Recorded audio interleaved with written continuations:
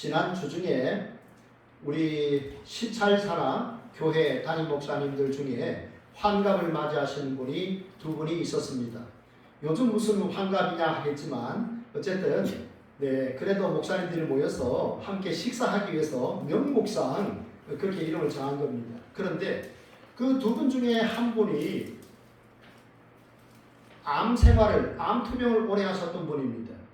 암 수술도 하셨고 항암 치료도 많이 하셨습니다. 그분은 고려대학교를 졸업하셨는데 죽으면 시신을 고려대에 기증을 하기로 이미 오래전에 세약을 하신 분입니다. 많은 힘든 어려운 그러한 부분이 있었지만 그래도 계속해서 하나님을 의지하고 하나님 때문에 기뻐하며 감사하며 사는 그 모습을 볼 때 참 많은 목회자들이 또 은혜를 받고 도전을 받았습니다. 우리 목사님이 어떻게 저렇게 기뻐할까, 어떻게 저렇게 감사하며 살까, 평안할 수 있을까 생각할 때 하나님이 그분에게 큰 기쁨을 주셨구나 하는 것을 알게 되었습니다. 여러분은 무엇 때문에 여러분 날마다 기뻐하며 사십니까? 오늘 성경을 통해서 우리는 하나님이 어떤 분이신지, 내가 믿는 하나님이 어떤 분이신지를 알고 그 하나님을 한 주간도 생활 속에서 풍성히 경험할 수 있기를 축복합니다. 우리가 믿는 하나님 어떤 분이실까요? 같이 한번 읽겠습니다. 시작! 말씀대로 행하시는 하나님입니다. 오늘 6절 보시면 여호와께서 말씀하신 대로 사라를 돌보셨고 여호와께서 말씀대로 사라에게 행하셨으므로. 아멘. 여러분, 하나님께서 아브라함과 사라 부부에게 1년 전에 이렇게 말씀하셨습니다. 내년 이맘때에 너에게 아들이 있으리라 말씀하셨습니다. 그때에 사라가 웃었습니다. 아니, 내 몸이 지금 이런 상태인데 하나님, 제가 무슨 아들이 생기겠습니까? 라고 웃었습니다. 그래서 그 아들의 이름을 이삭이라 하라 그랬습니다. 이삭이라는 말은 웃음이라는 뜻이지요. 여러분, 사람은 상황이나 환경에 따라서 자기가 한 말을 취소하기도 합니다. 내가 언제 그랬느냐고 모르쇠로 일관하기도 합니다. 그러나 하나님은 환경이 바뀌셔도 여전히 그분이 하신 말씀을 그대로 실행하시는 하나님이신 줄 믿습니다.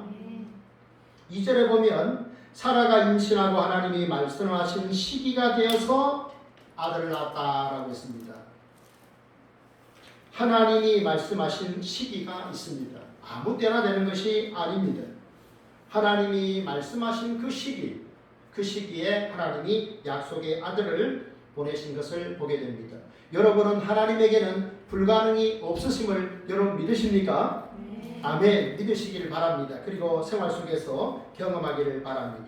그래서 이 아내 사라가 아들을 얻었습니다. 얼마나 기뻤을까요? 결혼해서 자녀가 없는데 아들이 생겼으니 얼마나 기쁘겠습니까? 그래서 웃었습니다. 사라 나이 90세 그가 웃었습니다. 왜 웃었습니까? 소중한 아들이 생겼기 때문입니다. 누가 생각이나 했겠습니까? 그 연세에 자신의 젖을 물리면서 아이를 이렇게 키우게 될 줄 누가 알겠습니까? 그래서 사라가 하나님이 나를 웃게 하셨습니다 라고 이렇게 고백했습니다. 여러분에게도 하나님께서 여러분을 웃게 하시는 그런 날들이 많기를 축복합니다.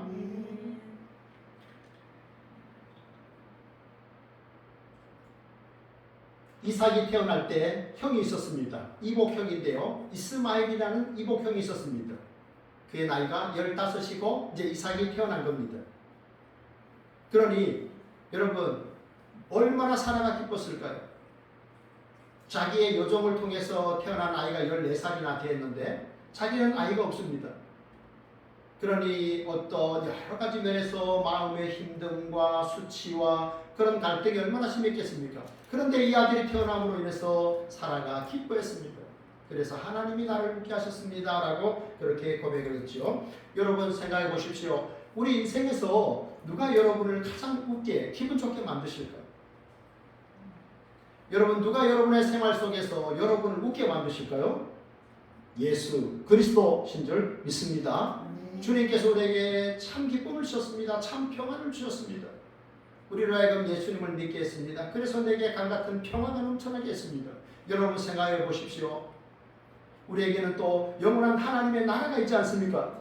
이게 얼마나 기쁜 일입니까? 이 땅에서 하나님과 동행하며 평안을 누리며 감사하며 기뻐하며 살다가 영원한 하나님의 나라로 우리 하나님께서 우리를 천국으로 받아들일 줄로 여러분 믿습니다. 이 사실 때문에 여러분 우리가 기뻐할 수 있기를 원합니다. 비록 우리의 삶에 많은 것이 충족하지 못하다 할지라도 이 사실로 인해서 기뻐할 수 있기 원합니다.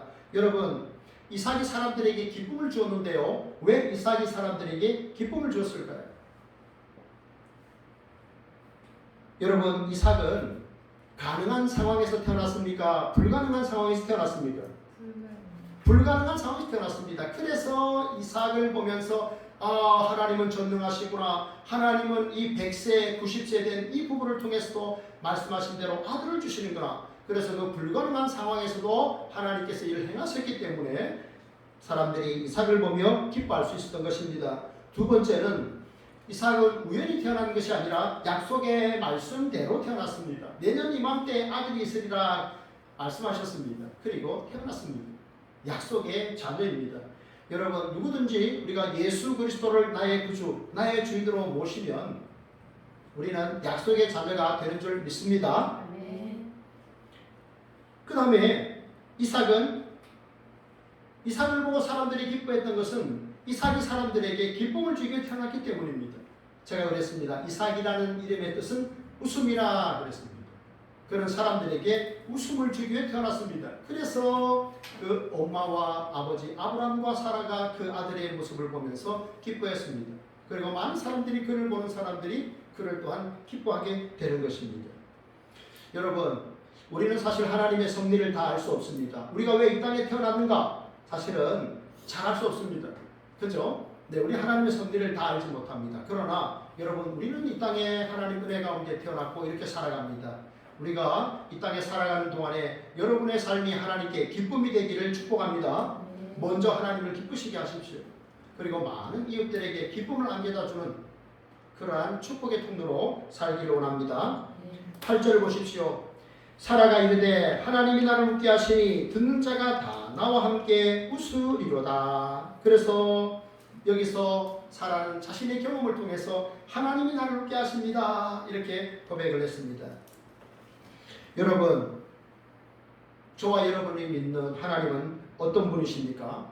우리가 믿는 예수님은 어떤 분이십니까? 우리가 믿는 보혜사 성령은 어떤 분이십니까? 여러분 우리 하나님은 전지전능하셔서 천지 만물을 창조하셨습니다. 그 아들을 보내셔서 우리를 보내내셨습니다. 보혜사 성령이 우리를 돕고 계십니다. 그런데 우리가 그 생활 속에서 그것을 경험하고 있느냐 하는 것입니다. 여러분 우리가 생활 속에서 하나님의 은혜와 하나님과의 사귐을 내가 교제를 나누고 있는가? 그게 중요합니다. 성경 속에 나타난 이 위대한 하나님이 아니라 그분이 내 삶 속에 찾아와셔서 내게 말씀하시고 내게 은혜 주시고 나를 사랑하시는 그 은혜와 사랑을 여러분 느낄 수 있기를 원합니다. 사라는 하나님이 나를 웃게 하셨다라고 했습니다. 성도 여러분 목사님 사라보니 별로 웃을 일이 없던데요. 그런 생각이 드십니까? 여러분 저를 한번 따라합니다. 하나님이 나를 웃게 하십니다. 하나님이 나를 웃게 하십니다. 하나님이 나를 웃게 하실 줄 믿습니다. 하나님이 나를 웃게 하실 줄 믿습니다. 아멘. 네, 지금도 나를 사랑하셔서 나와 함께 하시고 내 삶을 인도하시는 주님 때문에 여러분 기뻐하십시오. 세상에 다른 것 보시고 별로 웃을 것 없다 할지라도 우리 주님 생각하시고 나를 하나님의 자녀로 삼아주시고 하나님의 나라 영광스러운 나라로 나를 맞이하실 그 주님 때문에 항상 주 안에서 기뻐하시기를 축복합니다. 둘째입니다. 둘째 다 같이 읽겠습니다. 시작. 명령대로 행하는 아브라함입니다. 아브라함 4절을 보겠습니다. 그 아들 이삭이 난 지 8일 만에 그가 하나님이 명령하신 대로 할례를 행하였더라. 아브라함이 어떤 사람인가? 아브라함이 어떤 사람입니까? 주일학교 노래 이런 노래가 있습니다. 믿음의 조상 아브라함은 순종의 사람이었고 골리앗을 물리친 소년 다윗은 영감한 사람이래요. 그런 노래 혹시 권사님 들어보셨나요? 네, 그런 주일학교에 그런 노래가 있습니다. 여러분 믿음의 조상 아브라함은 순종의 사람이었다라고 했습니다. 여러분, 우리가 이제 다음 주일에는요, 우리가 이제 다음 주일에 이제 이단에 대한 말씀을 받고 그 다음에 창세기 22장으로 갈 텐데요. 창세기 22장에는 어떤 내용이 있습니까? 하나님께서 아브라함에게 네 아들 이삭을, 하나밖에 없는 그 이삭을 모리아 산에서 번제물로 드리라라고 말씀합니다. 여러분, 번제라는 것은 태워서 제물로 드리는 게 번제입니다. 하나님이 아브라함이 100세 때에 그 약속의 씨를 주셨습니다. 아브라함과 사라를 통해 그 아들을 주셨는데 그 아들이 청소년 시기에 모리아 산에 번제로 태워 하나님께 드리라라고 했을 때 여러분 마음이 어땠겠습니까? 그런데 아브라함은 하나님 앞에 그 명령을 그대로 순종해서 그 아들을 드립니다. 여러분, 그런데요, 하나님께서 그런 믿음의 사람으로 아브라함을 결국 세워가시는데 그 이전에 많은 이런 순종의 훈련들을 시키시는 겁니다. 오늘 보십시오. 오늘 본문에 보면 하나님께서 아브라함에게 이제 그 아들을 이렇게 또 어떻게 합니까? 할례를 행하라 그러지 않습니까? 그래서 할례를 행하는 그 모습을 보게 되는데요. 할례는 뭡니까? 결국은 언약의 백성이라는 증거입니다. 이 아들이 하나님이 언약하신 언약의 사람이라는 그 증거로 하나님께서 할례를 하도록 만드셨던 것이죠. 하나님은 우리에게 믿음의 큰 인물이 되게 하시기 위해서 끊임없이 작은 순종도를 하게 하시는 것을 보게 됩니다. 여러분, 산악인들은요, 에베레스트 산을 정복하기를 원합니다. 그 8,848m의 그 얼음산 에베레스트 산을 모든 산악인들은 그 정상에 오르기를 원합니다. 그러면 처음부터 그 산에 올라갈 수 있을까요? 그렇지 않습니다. 많은 이 대한민국의 크고 작은 높고 낮은 산들을 계속해서 오릅니다. 봄, 여름, 가을, 겨울, 빙산도 빙벽도 오릅니다. 그런 작은 훈련들을 많이 하면서 때가 됐을 때 이제 에베레스트로 그들이 나가는 것이죠. 아브라함은 많은 훈련들을 받았습니다. 여러분의 자녀들이나 손자, 손녀들이 초등학교에 가면 제일 처음부터 분수 공부를 하지는 않습니다. 제일 처음에는 숫자를 배웁니다.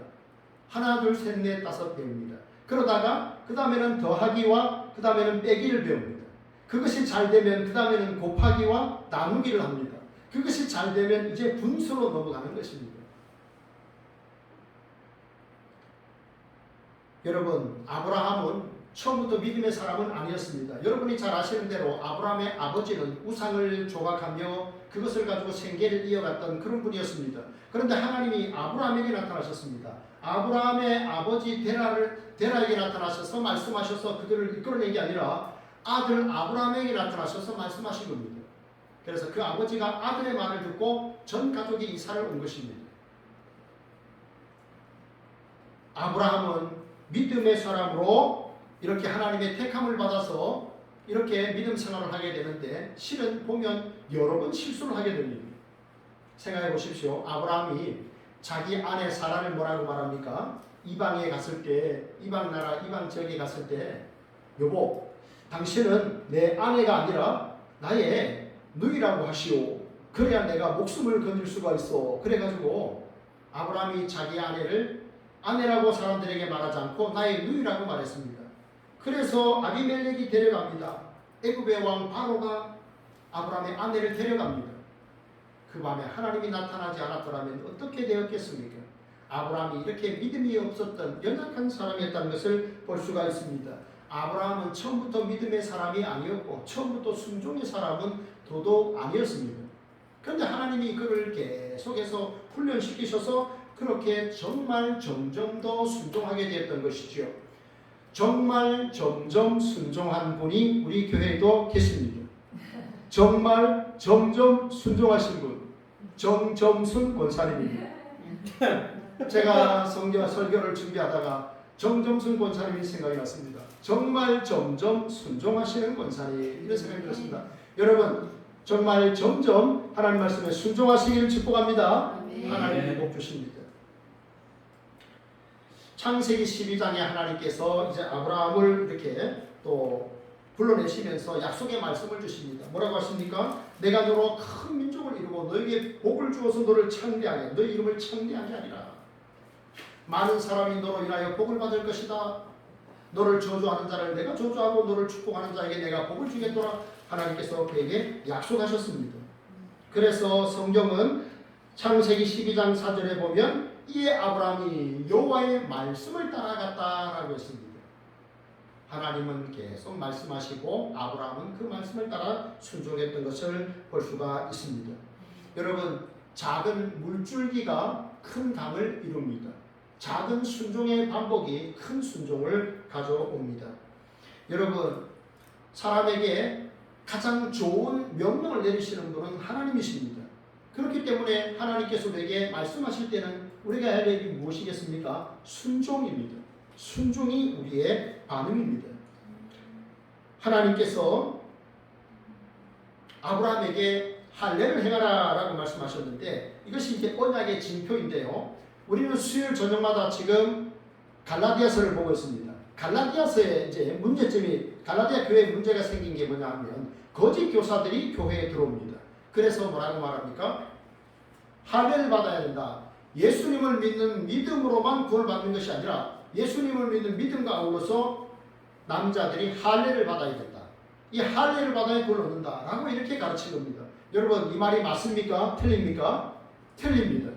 우리가 구원을 받는 것은 예수님을 믿는 믿음으로 받는 것입니다. 할례를 행하고 세례를 받는 그것이 구원의 조건이 아닙니다.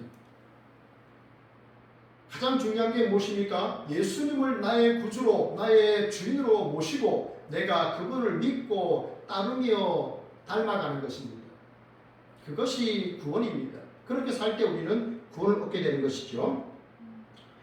여러분, 하나님께서 이스라엘 백성들에게 대표적인 계명을 주신 게 뭡니까? 10계명이잖아요. 출애굽기 20장에도 나오고 신명기 5장에도 나오는데 여기 보면 제1은 이렇게 하기 전에 그 앞에 뭐라고 말씀합니까?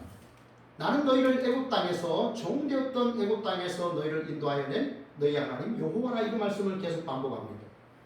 여러분, 하나님이 이스라엘 백성들에게 율법을 주실 때 그 하나님이 누구신지를 먼저 설명합니다. 너희가 죄악된 그 애굽에서 너희를 건져낸 너희를 구원해낸 하나님이라 이렇게 말씀합니다.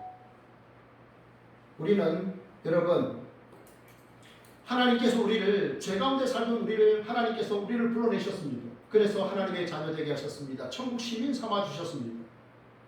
하나님의 영광을 노래하라고 주님의 그 은혜를 증거하라고 하나님께서 저와 여러분을 주의 자녀로 택하시고 불러주신 줄 믿으시기 바랍니다. 네. 아브라함이 하나님의 명령에 순종하며 살았던 것은 그 하나님의 말씀이 자신을 위한 것임을 아브라함의 삶을 위한 것임을 알았기 때문입니다. 여러분, 이런 고사성어 들어보셨나요? 양야 고구 이어병 충언여기 이어행 이런 말이 있습니다. 이 말은 무슨 말인가 하면 양약은 입에 쓰지만 병에는 이롭다 하는 것입니다. 그리고 충성스러운 말은 귀에는 거슬리기는 하지만 그의 행동에는 도움이 된다 하는 것입니다. 좋은 약은 입에 씁니다. 그러나 그것이 몸에는 좋다는 것입니다. 좋은 충고는 참 귀를 거슬리게 합니다. 기분 나쁠 수도 있습니다. 그러나 우리의 인생에 그것이 큰 도움이 된다는 것입니다.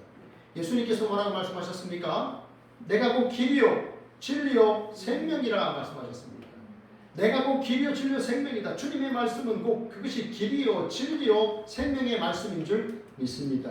그렇기 때문에 여러분 우리가 그 말씀을 듣고 읽고 받을 때마다 여러분 순종하시기를 축복합니다. 저 앞에 있는 한 그림에 나오는 사진이 있죠. 저분은 찰스 스펄전이라는 분인데요. 아주 설교를 참 이렇게 잘하셨던 그런 분입니다. 그런데 저분도 역시 이제 가난한 고아들을 이렇게 키우는 그런 사역도 하셨는데요.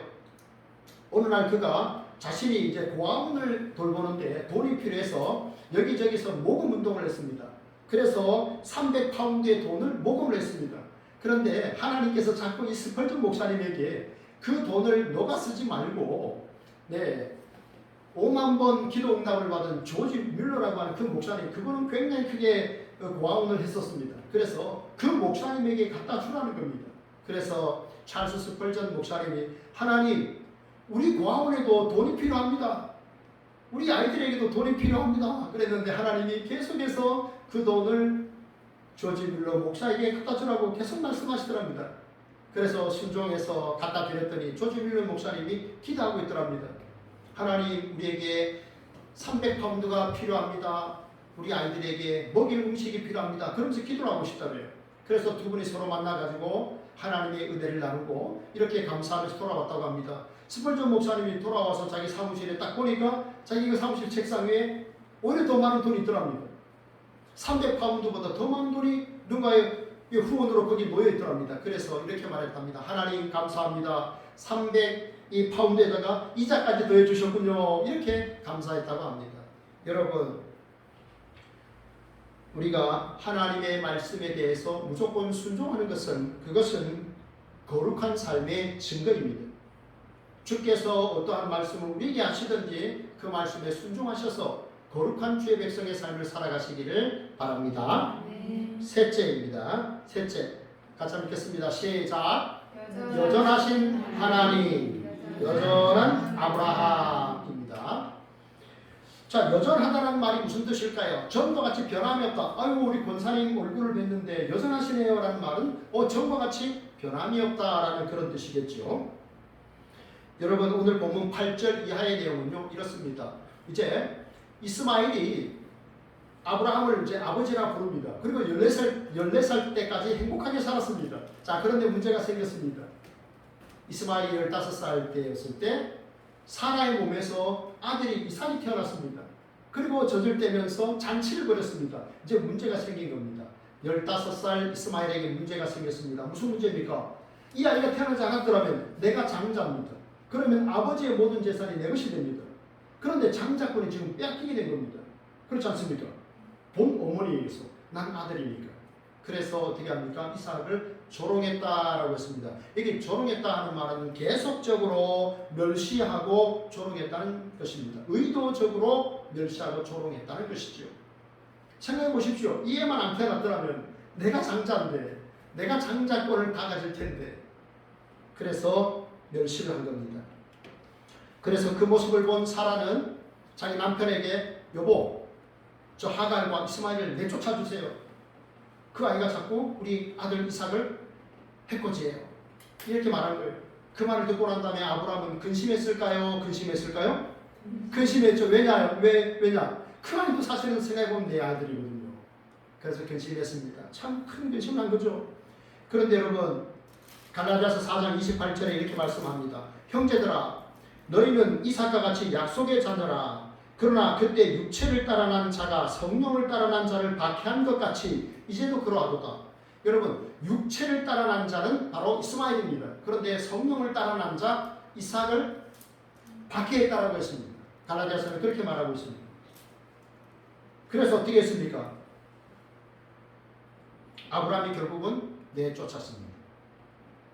여러분, 만약에 우리 안에서 육체의 소욕과 성령의 소욕이 함께 그대로 머문다면 어떤 일이 일어날까요? 육체의 소욕이 성령의 소욕, 성령이 주시는 생각을 멸시합니다. 의도적으로 마치 이 이스마엘이 이삭을 박해하고 경멸하고 의도적으로 그렇게 했던 것처럼 육체의 생각이 성령이 주시는 생각을 계속해서 박해를 합니다. 밀어내려고 합니다. 이런 일이 생기는 것입니다. 내 안에 육체의 생각과 성령이 주시는 생각이 함께 있으면 이런 충돌이 끊임없이 일어나게 되고 육체의 생각이 성령의 생각을 몰아내게 되는 것입니다. 그렇기 때문에 어떻게 합니까? 과감하게 육체의 생각을 끊어내야 되는 것입니다. 오늘 그래서 하나님께서 나타나셔서 뭐라고 말합니까? 아브라함아, 네 안에 사라의 말대로 그들을 내보내라 라고 말합니다. 그래서 어떻게 합니까? 내보내고 있습니다. 아브라함이 매우 근심했지만 하나님께서 말씀하십니다. 아브라함아, 근심하지 마라. 사라가 너에게 한 말대로 하라. 이삭에게서 나는 자라야 나의 씨라 부를 것이라. 그러면서 하나님께서 그 이스마엘도 내가 한 민족을 이루게 해주마 이렇게 약속하셨어요. 여러분, 아브라함은요 자기 아들 그 이스마엘 때문에 근심을 했습니다. 그런데 한번 생각해 보세요. 옛날로 한번 돌아가 보세요. 하나님께서 아브라함과 사라에게 약속의 씨를 주시겠다고 했습니다. 그런데 그 씨를 통해서 너의 자손이 하늘의 별과 같이 많아지게 될 것이다. 하늘의 별처럼 너의 자손이 많아지게 될 것이다 라고 말했잖아요. 자, 그러면 하나님께서 아브라함과 사라에게 약속의 아들을 주실 것을 믿고 계속해서 인내하며 기다려야 했습니다. 그게 최선입니다. 하나님이 약속하셨기 때문에 그 약속이 이루어질 줄 믿고 믿음으로 인내하며 열매를 맺는 것, 그게 최선입니다. 그런데 어떻게 합니까? 아브라함은 최선이 아니라 차선을 선택합니다. 합리적인 차선을 선택하죠. 무슨 말입니까? 그의 아내 사라가 와서 이렇게 말합니다. 여보, 우리 두 사람 사이에서는 이제 자매가 태어나지 못하나 봐요. 내 여종이 있어요. 하갈이라는 여종이 있는데 그 여종을 통해서 당신이 아이를 낳으세요. 이렇게 말한 거예요. 하나님의 약속을 10년 동안 기다리다가 안 되니까 그의 여종을 통해서 아이를 낳게 됩니다. 그 아들이 바로 이스마엘입니다. 이스마엘은 아람 민족의 조상이 됩니다. 이삭은 이스라엘 민족의 조상이 됩니다. 오늘 이 아랍과 이스라엘이 얼마나 싸우고 있습니까? 그렇지 않습니까? 그죠? 계속해서 싸우고 있습니다. 아브라함의 실수로 인해서 이렇게 후손들이 많은 어려움도 겪는 것을 보게 됩니다. 아브라함이 과거에 그랬습니다. 하나님의 말씀대로 최선을 다해서 살기보다는 합리적인 차선의 방법을 선택한 겁니다. 그런데 여러분, 차선의 방법은 최선의 방법의 적이 됩니다. 차선책은 최선책의 적이 됩니다. 그렇기 때문에 최선의 선택을, 최선의 방법을 우리는 강구해야 됩니다. 아브라함은 과거에 합리적인 차선의 방법을 선택했다가 지금 근심하고 있습니다. 여러분, 하나님께서 우리에게 말씀하실 때 그 말씀에 우리가 최선으로 반응하시기를 바랍니다. 우리의 생각대로 하지 마시고 하나님의 말씀대로 하시기를 바랍니다. 하나님은 여전히 말씀하십니다. 오늘 아브라함이 근심할 때 하나님이 찾아오셔서 말씀해 주셨습니다. 여러분, 오늘도 하나님은 우리에게 말씀하십니다.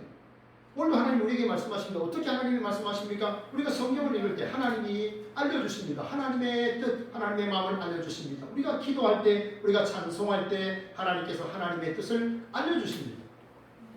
그런데 성령께서도 도와주시는데 우리가 그 뜻에 순종하지 않을 때는 하나님의 역사가 나타나지 않습니다. 여러분, 저기 그림을 한번 보십시오. 우리가 하나님의 말씀을 받았습니다. 그리고 순종의 문으로 나아갈 때 우리는 하나님을 경험하게 될 줄로 믿습니다. 하나님의 말씀을 받았을 때 순종할 때 하나님의 은혜와 능력을 경험하게 됩니다.